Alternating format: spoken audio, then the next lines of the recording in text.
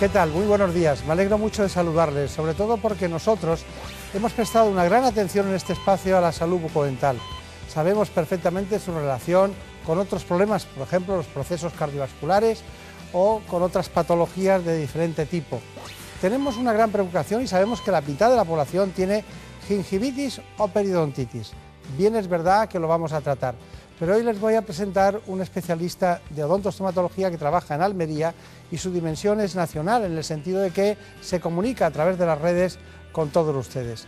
Quiero que conozcamos de cerca cuáles son sus inquietudes y sobre todo su manera de entender la relación entre el paciente y el odontólogo, es decir, el dentista. Antes les propongo este informe. En nuestro país, la mitad de la población sufre gingivitis o periodontitis. Estas enfermedades se deben al mal estado de las encías y son provocadas por una escasa higiene bucal y otros hábitos poco saludables como el tabaquismo. Son afecciones muy comunes a las que no se les da la importancia necesaria y además de causar el deterioro y pérdida de los dientes, también pueden dar lugar a problemas cardiovasculares, complicar la diabetes e incluso provocar un parto prematuro. La prevención de estas enfermedades bucales es sencilla. Es fundamental mantener una higiene bucal adecuada y visitar al dentista al menos una vez al año. Un hábito que solo tiene el 50% de los españoles. Las afecciones de las encías no son el único problema que puede aparecer. El 80% de los ciudadanos tiene empastes y a 1 de cada 3 personas le falta alguna pieza dental. El problema más habitual es la sensibilidad. Un dolor breve e intenso que aparece cada vez que tomamos algo frío, caliente, dulce o ácido y a veces simplemente por el cepillado. Bueno, pues les presento en esta mañana al doctor Rafael Azcona. ¿Qué tal? ¿Cómo se encuentra? Muy bien, buenos días, doctor Beltrán. Una cosa, ¿de qué habla? ¿Qué le gusta que le digan? ¿Estomatólogo, odontostomatólogo o dentista? Dentista, porque en estos momentos convivimos en la profesión los médicos estomatólogos, que provienen de la corriente francesa de los cirujanos dentistas, y por otro lado los odontólogos, que son unos profesionales también cualificados, que hacen una carrera de 5 años. El colegio que nos agrupa, pues se ha convenido en llamar Colegio de Dentistas, para denominarnos a todos de la misma manera. Me tiene que contar muchas cosas. Por ejemplo, usted le he oído hablar en alguna ocasión y en la revista Star Vital, incluso algún escrito. ¿Se pierden ustedes pacientes por no saberse comunicar? Auténtico caballo de batalla de nuestra profesión. Por hacer un pequeño recuerdo, la primera clase que nos dio el doctor Canut, nuestro catedrático de ortodoncia en la escuela. Juan Canut, lo conocía yo. Efectivamente. Murió hace poco. Así es. Uno de los pioneros de la ortodoncia en nuestro país. En esa primera clase, donde nos recibió en la escuela, nos dijo que los dentistas teníamos, digamos, 3 aspectos fundamentales en nuestra profesión. El aspecto médico, el aspecto técnico y el aspecto comunicativo.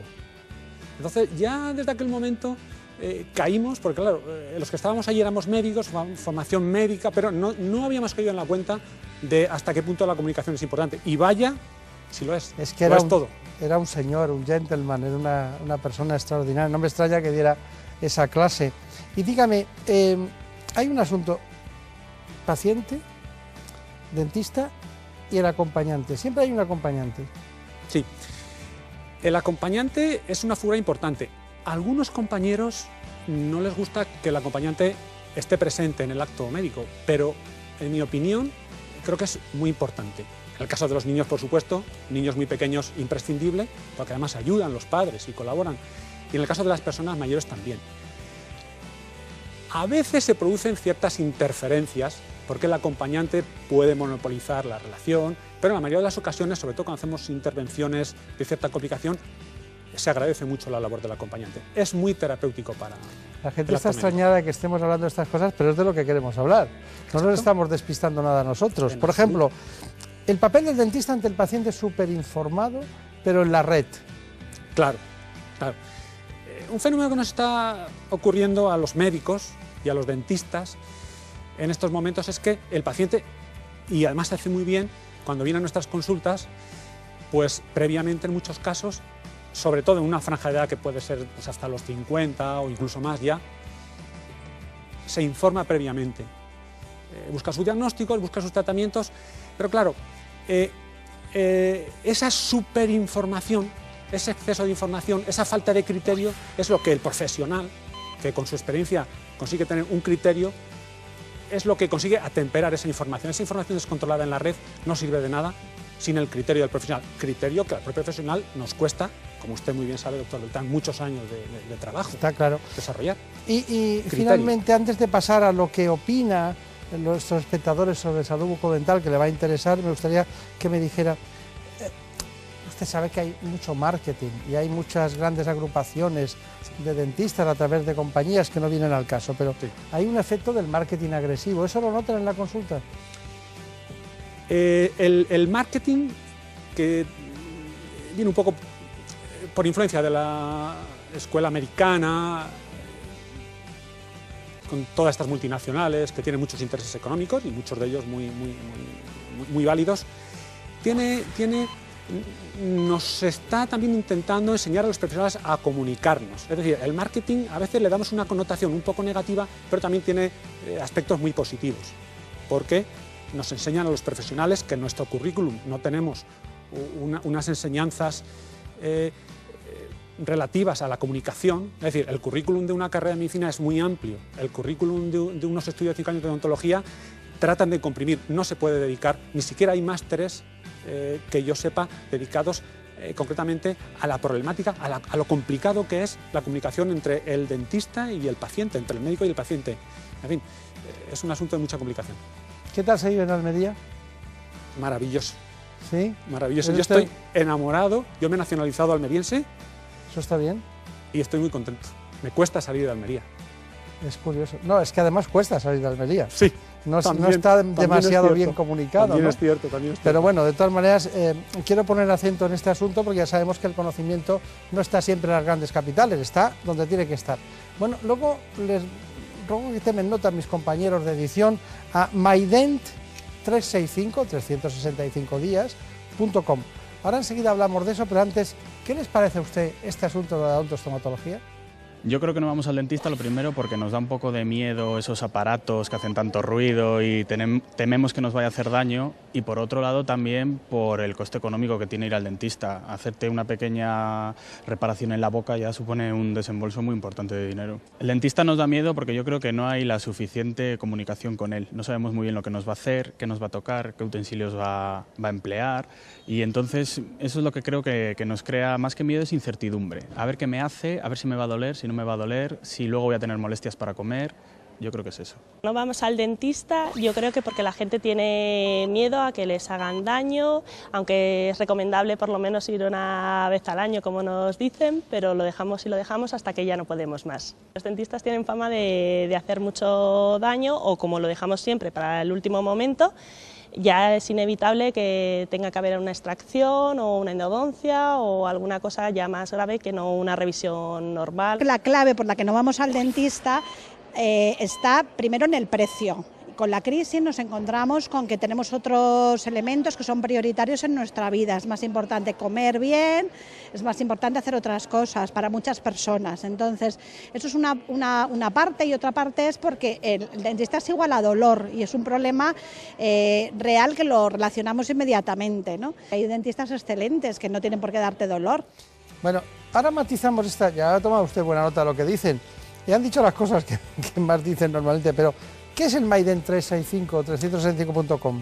Bueno, pues le voy a contar un poquito. El origen es que en la consulta, yo llevo trabajando unos 23 años, claro, ha ido pasando muchos pacientes. Algunos de ellos se encuentran en el ámbito geográfico local, pero resulta que tengo pacientes que viven en otras ciudades, tengo estudiantes que están fuera de España, tengo personas que están ciudades limítrofes que están entre la provincia de Granada, pero cerca de Almería. Efectivamente.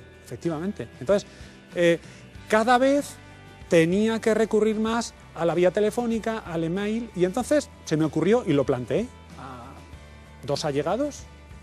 Oye, mira, pienso que podíamos estudiar la forma de hacer una plataforma, vamos a probar, ofrecer una web, algo que yo no encontré. Es decir, que seamos capaces, profesionales colegiados, de responder a las preguntas con rigor y seriedad de los consultantes. ¿Sabe usted que eso es lo más apreciado en la red en Estados Unidos, la relación médico-paciente a través de la red? Y es un asunto muy vanguardista que tiene riesgos, algunos, sí, pero que es cierto. Que realmente, pero también se pueden establecer vías de comunicación cerradas con el propio paciente, no tienen por qué ser todas abierto lo que es educación sanitaria y cerrado lo otro. Así que en Almería, usted está, según los últimos datos, yo tengo ese informe, que no lo he traído. No lo conocía, doctor Beltrán. Hay un informe que es lo más apreciado en la red en Estados Unidos en este momento, es precisamente este asunto. Bueno, entonces seguimos adelante. ¿Qué le ha parecido lo que han dicho? Dolor, bueno, son las menos el precio, han dicho todo. No, es todo muy razonable. Los dentistas ya no hacemos daño, prácticamente. Claro, hay veces que nos vienen con problemas ya que han generado un dolor, que han generado miedo. Porque ya no hay aquellas grandes infecciones, ni hay aquellas zonas de aquellos flemones, claro. Y ya no están las raíces como estaban antes. Efectivamente. Y ahora con anestesia se arregla todo, ¿no? Tenemos unas anestesias maravillosas. Los dentistas hemos trabajado mucho estos últimos años en crear unos ambientes razonablemente agradables en nuestras consultas, disminuyendo los tiempos de espera, creando unas salas de espera agradables, mejorando nuestra capacidad de anestesia, nuestra formación técnica, y creo que lo hemos conseguido. Cuando le mandan una foto de una llaga en una boca sobre un niño y le quieren saber su opinión, ¿usted qué dice? Bueno, pues es difícil vía WhatsApp. Es difícil porque, aunque va mejorando, desde hace 2 años a esta parte ha mejorado mucho la resolución de las fotografías. Es difícil hacer un diagnóstico, pero sí podemos dar una orientación. Claro, hacer un diagnóstico diferencial. Efectivamente. Porque menos equivocarse, usted puede decir cualquier cosa, ¿no? Incluso puede decir, no se ve claramente. Que suele ocurrir en muchas ocasiones. Claro. Bueno, y cuando es un sábado por la noche y duele mucho una muela y necesita que algún consejo, un consejo de algún tipo, ¿qué le dice el dentista a distancia? Bueno, pues en ocasiones ese consultante llama o contacta porque obviamente tiene su dentista no está localizable y es posible que ya tenga incluso un tratamiento médico. Nosotros no entramos en Maident, una de las normas que tenemos es que no administramos ningún tratamiento médico a pesar de que somos profesionales para no entrar en conflicto incluso con nuestros compañeros y con la falta de esa relación médico-paciente directa. Pero sí que es importante que si un paciente no está tomando un analgésico, le recomendamos que pueda acercarse a su farmacia, le damos unas nociones básicas de tratamientos flogísticos para que controle ese dolor. Flogísticos, para que lo sepan, todo es antiinflamatorio. Claro, efectivamente. Bien, entonces yo ahora podría decir la noticia, porque esto es una noticia, un grupo de dentistas almerienses crean la plataforma maident365.com. Eso es la noticia. Bueno, pues yo tengo noticias también para usted, las vamos a ver ahora. Cuando respiramos con normalidad, las vías en el pulmón están abiertas. En las personas con asma grave, esa musculatura que rodea el bronquio tiene mayor grosor. Cuando se produce una crisis, se cierra el paso y respirar cuesta mucho. Yo, pelasmático profundo. Es que no podía dar 2 pasos ni dormir mucho porque podía respirar. Para los casos de asma grave existe un tipo de intervención que reduce los síntomas. Se introduce un catéter, en la punta unos electrodos, una especie de antena que emite energía térmica en las paredes de los bronquios. Al calentar la zona disminuye el volumen del músculo. Eso hace que el bronquio no se cierre y permite que el flujo de aire pase sin problema. No llega a quemar, precisamente eso es la esencia de la técnica, sino que lo calienta y parte del músculo reacciona a ese calentamiento reduciéndose. La intervención dura 1 hora, solo está indicada para un tipo de pacientes determinados, para los más graves, asmáticos de difícil control. Todos aquellos pacientes que habitualmente necesiten cortisona para el control de su asma. No podía dar 2 pasos de aquí a la silla y ahora todas las noches pues me hago 1 o 2 kilómetros andando. La técnica ya se lleva a cabo en otros países, aquí también se está incorporando. El Hospital Gregorio Marañón de Madrid es pionero en este tratamiento. Hay 2 millones de asmáticos en España, de ellos 76.000 son casos graves. Con esta intervención esos pacientes pueden reducir un 84% sus visitas a urgencias. Este niño nigerino ha nacido en uno de los países más pobres del mundo, pero también en el que encabeza la lista sobre el progreso y la lucha contra la mortalidad infantil evitable. A pesar de los escasos recursos y las constantes sequías, la República de Níger ha conseguido reducir en torno a un 70% las muertes de los menores de 5 años, y lo ha hecho en apenas 2 décadas ofreciendo una atención médica gratuita y de calidad para embarazadas y niños, y además poniendo mucho énfasis en los programas de nutrición. Casos similares a este se dan también en otros países como Liberia, Ruanda, India, Indonesia. Estamos viendo un progreso espectacular en todo el mundo para reducir el número de muertes infantiles. En 1990 fallecieron 12 millones y hoy esa cifra se ha reducido a la mitad. El objetivo es que en 2015 se haya reducido en 2/3 la muerte infantil en todo el mundo por culpa de la pobreza. Sin embargo, en algunas regiones del planeta continúan en retroceso. Desde Save the Children alertan que la brecha entre niños pobres y ricos es cada vez más grande. Papúa Nueva Guinea, Guinea Ecuatorial o Haití, por mencionar algunos pocos, están a la cola de este informe. Solo en el África subsahariana, por ejemplo, se concentra la mitad de todas las muertes de menores en el mundo. La realidad es que los niños se mueren por culpa de la neumonía, diarreas, el sarampión. Se mueren de enfermedades que se pueden evitar, que son tratables. Para muchos, la clave está en los programas de salud pública centrados en la infancia. En esos países crecer es bastante difícil. Toda una carrera por la supervivencia, en donde cada 5 segundos muere un niño por culpa de la pobreza. Solo la mitad de los españoles acude al dentista una vez al año. Enseguida, el doctor Rafael Azcona nos hablará de los principales motivos de consulta y de las técnicas más novedosas en implantes y ortodoncia. Todo en unos instantes aquí, en ¿Qué me pasa, doctor? Bueno, pues el doctor Rafael Azcona Sanz, 23 años de experiencia, ha matizado hace un momento, que lleva en este ámbito la odontostomatología. Le voy a invitar, hay momentos en que no se puede arreglar, hay que utilizar un cirujano oral, un maxilofacial, usted lo hace, ¿no? Por supuesto. Yo tengo una información, me gustaría que viera algo en relación con la cirugía virtual. ¿Le parece bien que lo veamos? Vamos a ello. El uso de la cirugía virtual existe hace años y avanza cada vez más. Este congreso es una puesta a punto. En él se dan cita los mejores cirujanos orales y maxilofaciales. Se pueden diseñar operaciones quirúrgicas sin necesidad de que esté el paciente. Y parten de fotografías, radiografías, escáner tridimensional, tomografías. Pueden reconstruir todos los tejidos del rostro al mínimo detalle. Después realizan la operación virtual. Sin necesidad de tener que tocar al paciente, es decir, estamos realizando la cirugía previamente. Con esta forma sabemos cuáles van a ser los resultados, qué complicaciones nos podemos encontrar en el camino, vamos a ahorrar tiempo de cirugía al paciente. Disponen de programas que establecen dónde y cómo deben realizarse los cortes. Los posibles errores se eliminan, se trabaja con más seguridad. Imágenes como esta les sirven para reparar, por ejemplo, una fractura de pómulo. O algo más simple, planificar en 3D los implantes. También cirugía cuando hay deformidad facial evidente y el cambio se nota.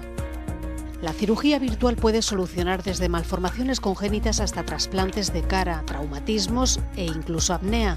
Han afirmado que en el 90% de los casos se puede corregir el problema con solo adelantar 1 centímetro la mandíbula. Recuerdan que las agresiones son la primera causa de fracturas faciales en España, por delante de los accidentes de tráfico. Bueno, es lo que hay. Esta es una información que curiosamente nos demuestra que lo que usted contaba es... Ahora le he preparado otra sobre el 2.0, médicos que están trabajando en Internet de esa manera. El maiden365.com ¿cuesta dinero? Es una plataforma de pago y creemos que eso también es una garantía de independencia. Pero permítame, pero...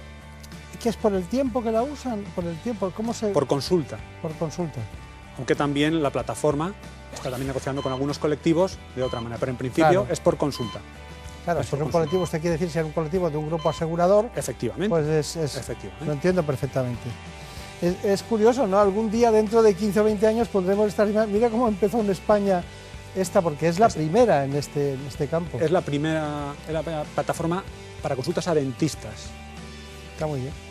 Esto es una cosa increíble, ¿no? Bueno, a ver si la criatura... Yo cuando le oí no entendí bien este asunto, ¿no? Y lo he ido entendiendo lentamente, ¿no?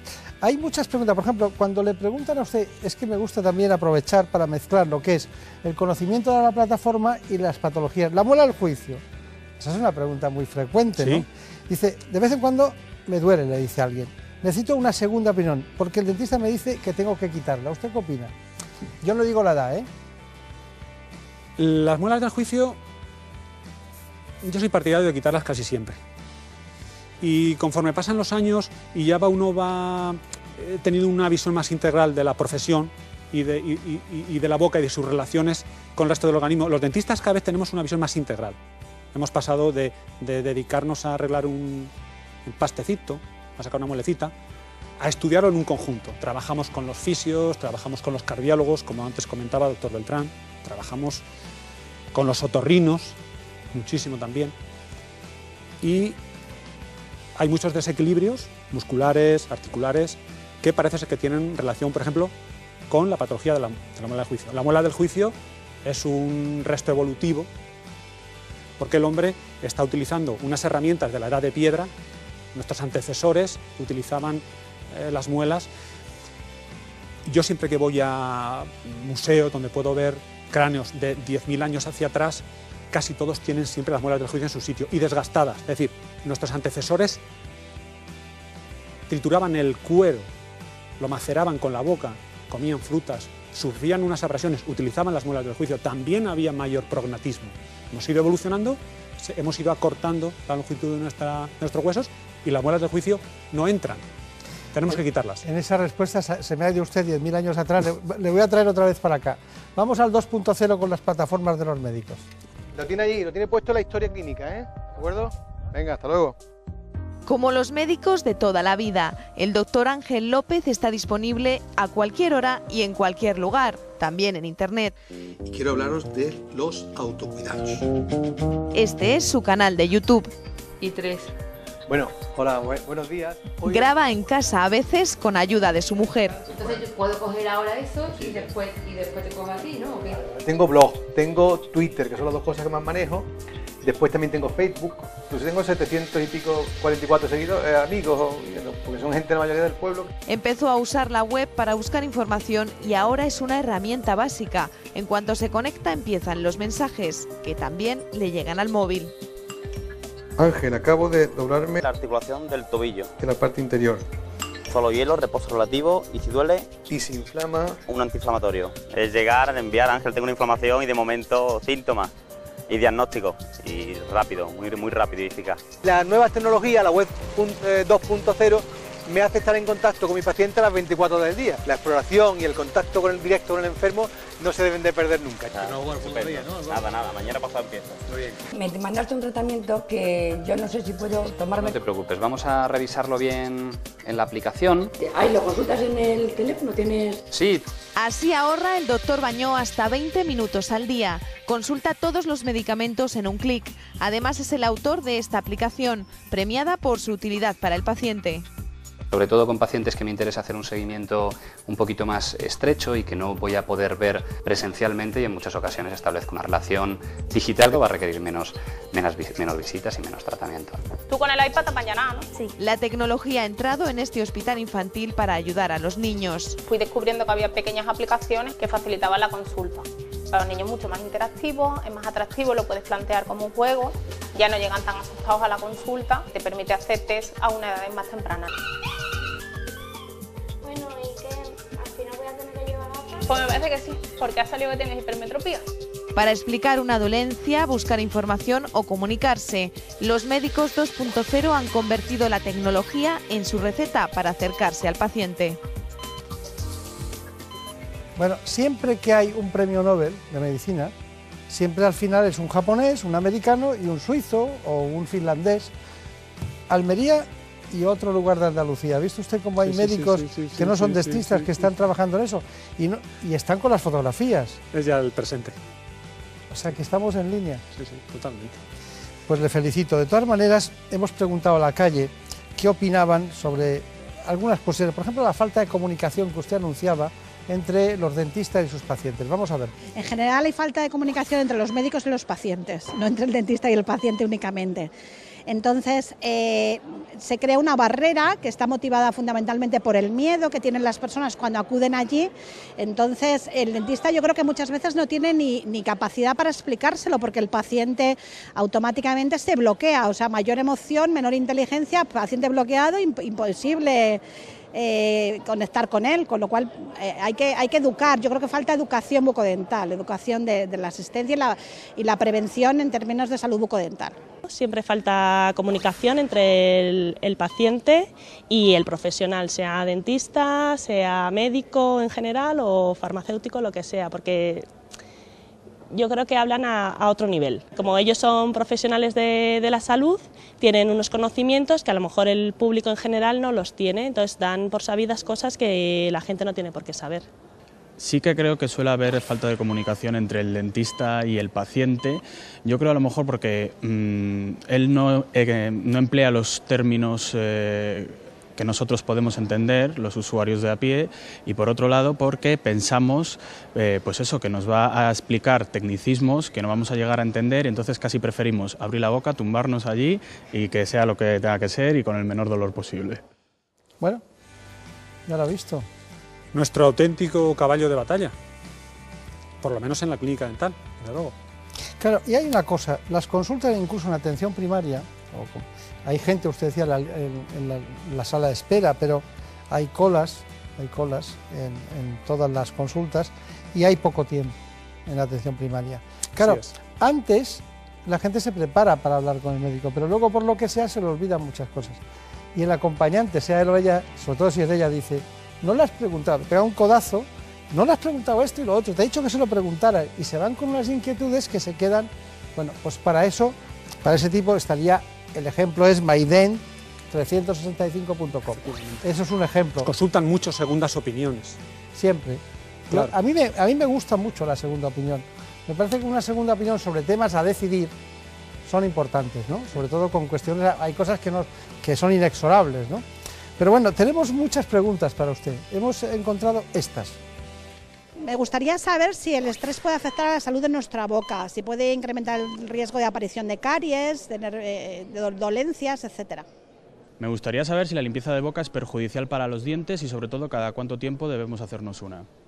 Me gustaría hacerme un blanqueamiento dental, pero me han dicho que duele mucho y que no dura. ¿Qué me recomiendan? Además de cepillarse los dientes 2 o 3 veces al día, ¿se necesitaría algún tipo de cuidados como la seda dental o enjuagarse la boca con colutorios? Me han comentado que la ortodoncia invisible no es tan efectiva como los braques tradicionales. ¿Esto es cierto? Esta pregunta pregunta. Es ilustrada. Sí. ¿No? ¿Contéstela?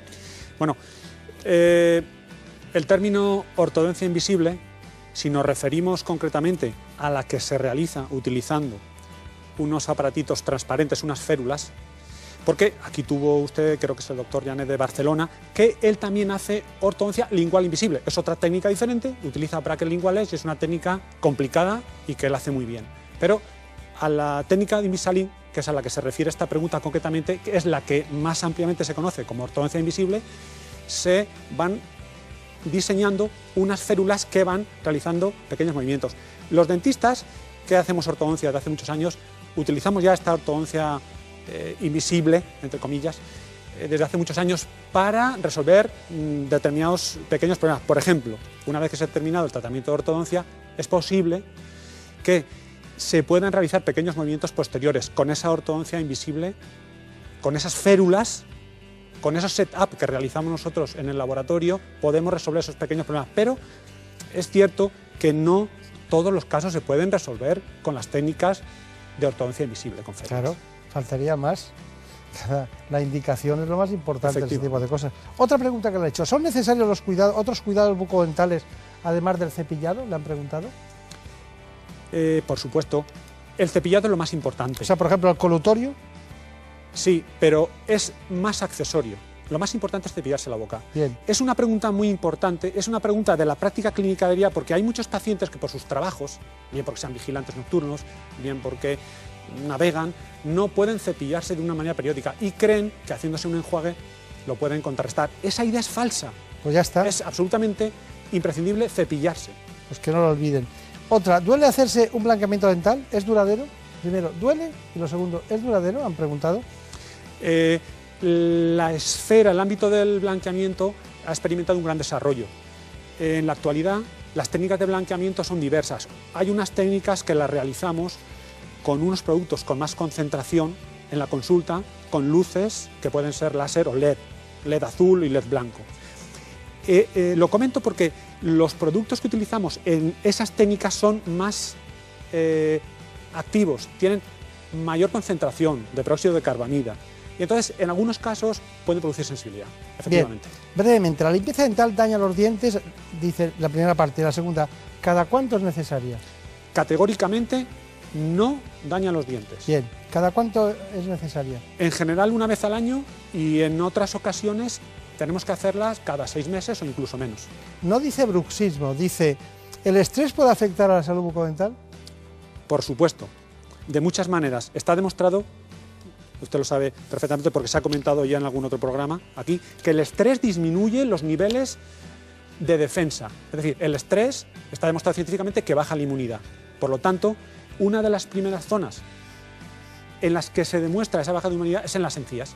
Se provoca una gingivitis y a consecuencia de eso se puede producir una pérdida de hueso y una serie de problemas en cascada. Está bien. Luego, sí afecta el estrés a la salud bucodental, mucho. Permítame una pregunta personal, ¿por qué le gusta el judo? Bueno, se produjo una confluencia en mis estudios de medicina, en el Tatami Universitario de Valencia, y además ya daba la casualidad que un gran cirujano, profesor, también era maestro de judo. Entonces, ahí hubo una especie de simbiosis y el maestro de medicina se convirtió en maestro de judo y ha sido un complemento muy bueno. Está bien, menos mal que era solo maestro de judo, porque si no estaríamos hablando, sería usted plusmarquista en muchas cosas.